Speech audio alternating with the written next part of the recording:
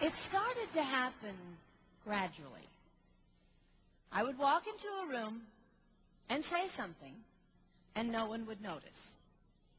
I would say, "Turn the TV down, please," and nothing would happen.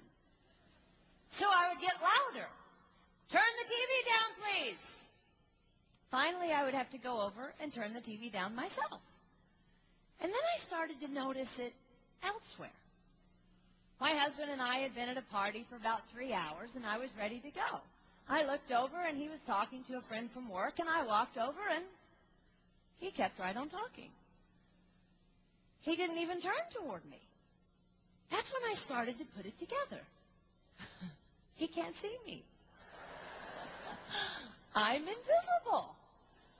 I'm invisible. Then I started to notice it more and more. I would walk my son to school, and his teacher would say, "Jake, who's that with you?" And my son would say, "Nobody." Granted, he's just 5, but nobody? One night, a group of us gathered, and we were celebrating the return of a friend from England. Janice had just taken this fabulous trip, and she was going on and on about the hotel she stayed in. And I was sitting there looking around at the other women at the table.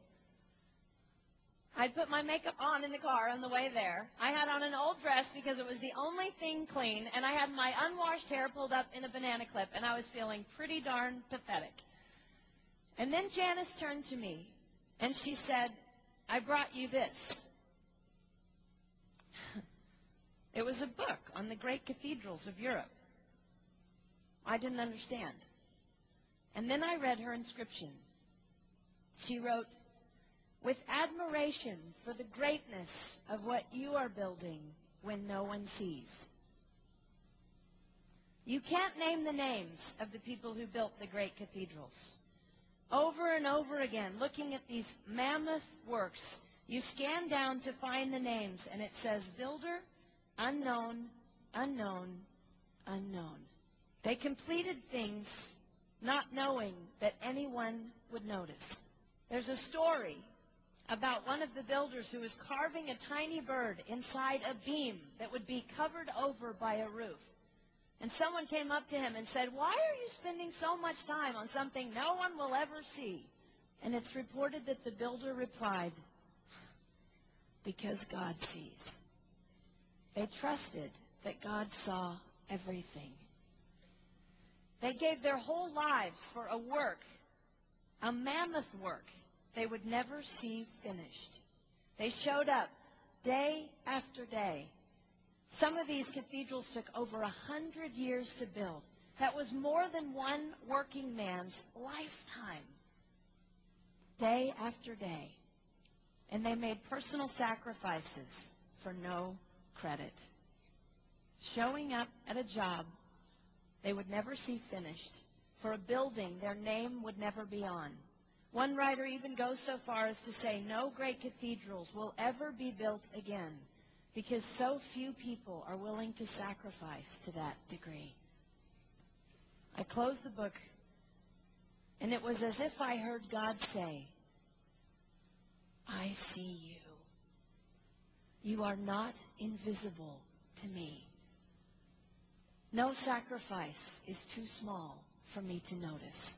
I see every cupcake baked, every sequin sewn on, and I smile over every one. I see every tear of disappointment when things don't go the way you want them to go. But remember, you are building a great cathedral. It will not be finished in your lifetime, and sadly, you will never get to live there. But if you build it well, I will." At times, my invisibility has felt like an affliction to me. But it is not a disease that is erasing my life. It is the cure for the disease of self-centeredness. It is the antidote to my own pride. It's okay that they don't see. It's okay that they don't know. I don't want my son to tell the friend he's bringing home from college, "You're not going to believe what my mom does. She gets up at 4 in the morning and she bakes pies and hand-bastes a turkey and she presses all the linens." Even if I do all those things, I don't want him to say that. I want him to want to come home.